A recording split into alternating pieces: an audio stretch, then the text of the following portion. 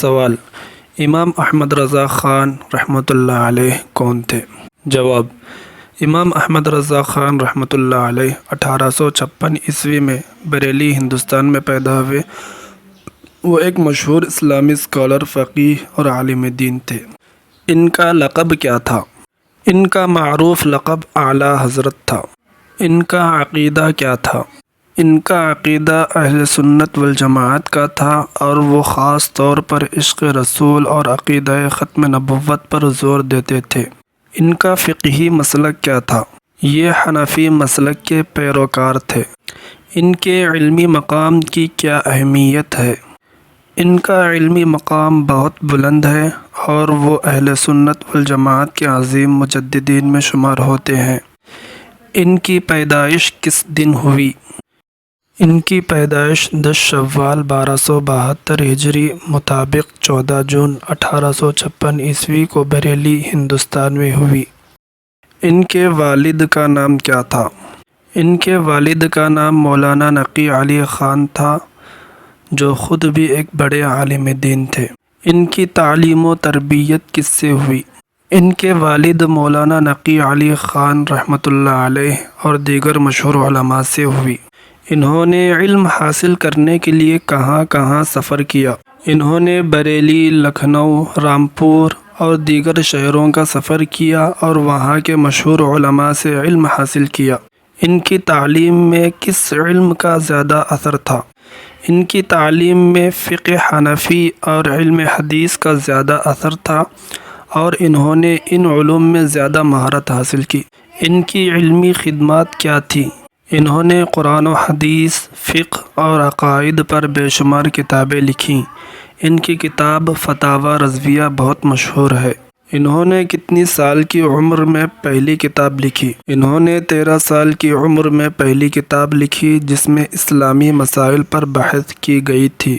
کیا انہوں نے قرآن کا ترجمہ کیا؟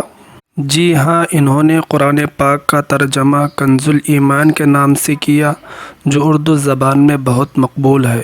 انہوں نے علم حدیث پر کیا کام کیا؟ انہوں نے علم حدیث پر کئی کتابیں لکھیں اور احادیث کی تشریح و تفسیر کی، جن میں مکاشفۃ الحقائق شامل ہے۔ ان کی کس مشہور کتاب کا تعلق سیرت النبی صلی اللہ علیہ وسلم سے ہے؟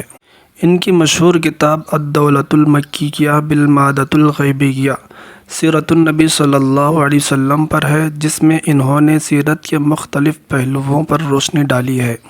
ان کی عقائد پر کون سی کتاب مشہور ہے؟ ان کی عقائد پر العطایہ النبویہ فی الفتاوی الرضویہ مشہور ہے، جس میں عقائد اہل سنت کی تفصیل ہے۔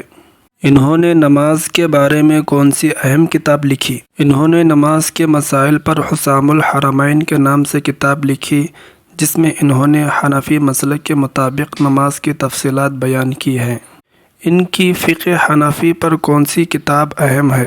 فتاوی رضویہ ان کی فقہ حنفی پر اہم ترین کتاب ہے، جو 20 سے زیادہ جلدوں پر مشتمل ہے۔ انہوں نے کتنی کتابیں لکھی؟ انہوں نے تقریباً 1000 کتابیں لکھی، جن میں فقہ، حدیث، تفسیر اور عقائد پر اہم کتابیں شامل ہیں۔ انہوں نے کن کن زبانوں میں کتابیں لکھیں؟ انہوں نے اردو، عربی، فارسی اور ہندی زبانوں میں کتابیں لکھی۔ انہوں نے فتاویٰ دینے کا آغاز کب کیا؟ انہوں نے صرف 13 سال کی عمر میں فتاویٰ دینا شروع کیا تھا۔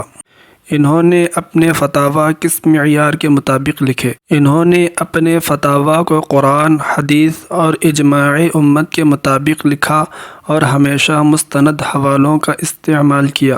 ان کے فتاویٰ کا دیگر علماء پر کیا اثر تھا؟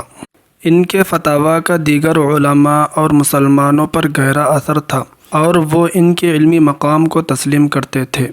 انہوں نے کون سا تاریخی فتویٰ جاری کیا؟ انہوں نے قادیانیت کے خلاف تاریخی فتویٰ جاری کیا، جس میں مرزا غلام احمد قادیانی کو کافر قرار دیا گیا۔ انہوں نے قادیانیوں کے خلاف کیا موقف اپنایا؟ انہوں نے قادیانیوں کے عقائد کو اسلام کے خلاف قرار دیا اور ان کے خلاف کفر کا فتویٰ جاری کیا، جسے حسام الحرمین میں بیان کیا۔ ان کا نظریہ ختم نبوت کیا تھا؟ ان کا نظریہ تھا کہ ختم نبوت اسلام کا بنیادی عقیدہ ہے اور اس پر کوئی سمجھوتا نہیں ہو سکتا۔ ان کے زمانے میں کون کون سے فرقے سرگرم تھے؟ ان کے زمانے میں دیوبندی، وہابی اور قادیانی فرقے سرگرم تھے، جن کے خلاف انہوں نے علمی جد و جہد کی۔ انہوں نے کس فرقے کی سخت مخالفت کی؟ انہوں نے وہابی اور قادیانی فرقے کی سخت مخالفت کی اور ان کے عقائد کو باطل قرار دیا۔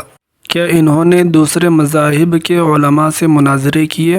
ہاں، انہوں نے مختلف مذاہب کے علماء کے ساتھ مناظرے کیے اور اسلام کا بھرپور دفاع کیا۔ انہوں نے اسلام کے دفاع میں کیا کردار ادا کیا؟ انہوں نے انگریزوں کے خلاف فتاوی جاری کیے اور اسلامی اقدار کی حفاظت کی۔ ان کے دور میں کون سے بڑے اسلامی مسائل زیر بحث تھے؟ ان کے دور میں خلافت عثمانیہ، برطانوی استعمار اور اسلامی عقائد کی حفاظت جیسے مسائل زیر بحث تھے، جن پر انہوں نے بھرپور کام کیا۔ ان کا نظریہ جہاد کے بارے میں کیا تھا؟ انہوں نے جہاد کو اسلام کا اہم رکن قرار دیا اور برطانوی استعمار کے خلاف مسلمانوں کو متحرک کرنے کے لیے فتاوی جاری کیے۔ انہوں نے جدید علوم پر کیا کام کیا؟ انہوں نے ریاضی، فلکیات اور علم حیات پر بھی کام کیا اور ان علوم پر کئی رسائل تحریر کیے۔ انہوں نے علم الفلکیات پر کیا کام کیا؟ انہوں نے علم الفلکیات پر کئی مضامین تحریر کیے اور اسلامی کیلنڈر کی درستگی کے لیے کام کیا۔ انہوں نے کتنی زبانوں پر عبور حاصل کیا؟ انہوں نے تقریباً 55 زبانوں پر عبور حاصل کیا تھا، جن میں عربی، فارسی اور اردو شامل ہیں۔ کیا انہوں نے شاعری بھی کی؟ ہاں، انہوں نے نعتیہ شاعری بھی کی اور ان کا دیوان حدائق بخشش بہت مشہور ہے۔ ان کی نعتیہ شاعری کی کیا خصوصیات ہیں؟ ان کی نعتیہ شاعری میں عشق رسول کی گہرائی، عقیدت اور سادگی نمایاں ہے۔ ان کے اشعار میں علم و ادب کا خوبصورت امتزاج ہے۔ ان کا تخلص کیا تھا؟ ان کا تخلص رضا تھا اور وہ اپنی شاعرانہ کلام میں اسی تخلص کا استعمال کرتے تھے۔ انہوں نے تصوف پر بھی کام کیا؟ ہاں، انہوں نے تصوف پر بھی کام کیا اور اپنے پیروکاروں کو روحانی تربیت دی۔ وہ قادری سلسلے کے پیروکار تھے۔ ان کی نظر میں تصوف کی کیا اہمیت تھی؟ یہ تصوف کو دین کا اہم حصہ سمجھتے تھے اور قادری سلسلے سے وابستہ تھے، جس میں روحانی تربیت اور اخلاقیات پر زور دیا جاتا ہے۔ ان کا عقیدہ عشق رسول کیا تھا؟ ان کا عقیدہ تھا کہ رسول اللہ صلی اللہ علیہ وسلم سے بے پناہ محبت اور عقیدت اسلام کی روح ہے اور وہ عشق رسول کو ایمان کا لازمی جز سمجھتے تھے۔ ان کا نماز کے بارے میں کیا نظریہ تھا؟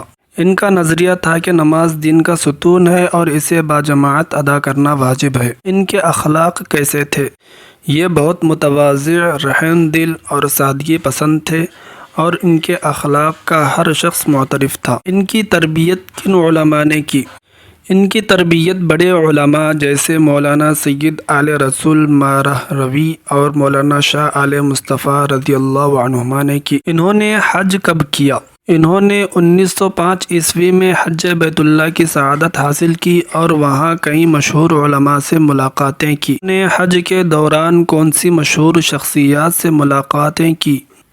انہوں نے حج کے دوران مکہ اور مدینہ کے کئی مشہور علماء سے ملاقات کی اور ان سے علمی گفتگو کی۔ ان کا دیگر مشہور علماء کے ساتھ کیا تعلق تھا؟ ان کا دیگر مشہور علماء کے ساتھ احترام اور علمی مکالمہ کا تعلق تھا اور وہ اپنے وقت کے علماء کے ساتھ خط و کتابت بھی کرتے تھے۔ انہوں نے کتنی مرتبہ حج کیا؟ انہوں نے 2 مرتبہ حج کی سعادت حاصل کی، پہلی بار 1905 عیسوی میں اور دوسری بار 1912 عیسوی میں۔ ان کے خلفاء کون تھے؟ ان کے مشہور خلفاء میں مولانا امجد علی اعظمی، مولانا حشمت علی خان اور مولانا نعیم الدین مراد آبادی رحمہم اللہ شامل ہیں۔ ان کے شاگردوں میں کون مشہور ہیں؟ ان کے مشہور شاگردوں میں مولانا امجد علی اعظمی، مولانا سید دیدار علی اور مولانا نعیم الدین مراد آبادی رحمہم اللہ شامل ہیں۔ ان کے مریدین کی تعداد کتنی تھی؟ ان کے مریدین کی تعداد لاکھوں میں تھی، جو ہندوستان اور دنیا بھر میں پھیلے ہوئے تھے۔ ان کا انتقال کب ہوا؟ ان کا انتقال 25 صفر المظفر 1340 ہجری مطابق 28 اکتوبر 1921 عیسوی کو جمعۃ المبارک کے دن بریلی ہندوستان میں ہوا۔ ان کی نماز جنازہ کس نے پڑھائی؟ ان کی نماز جنازہ ان کے شاگرد مولانا امجد علی اعظمی رحمۃ اللہ علیہ نے پڑھائی اور لاکھوں افراد نے شرکت کی۔ ان کی سوانح حیات پر کون سی کتاب مشہور ہے؟ حیات اعلیٰ حضرت ان کی سوانح حیات پر مشہور کتاب ہے جو مولانا ظفر الدین بہاری رحمۃ اللہ علیہ نے لکھی۔ ان کے خطبات کا مجموعہ کس نام سے جانا جاتا ہے؟ ان کے خطبات کا مجموعہ ملفوظات اعلیٰ حضرت کے نام سے جانا جاتا ہے، جس میں ان کے دینی اور علمی خطبات شامل ہیں۔ انہوں نے اسلامی تعلیمات کو عام کرنے کے لیے کیا کیا؟ انہوں نے مساجد، مدارس اور علمی محافل کے ذریعے اسلامی تعلیمات کو عام کیا اور کتابیں لکھ کر علمی ذخیرہ فراہم کیا۔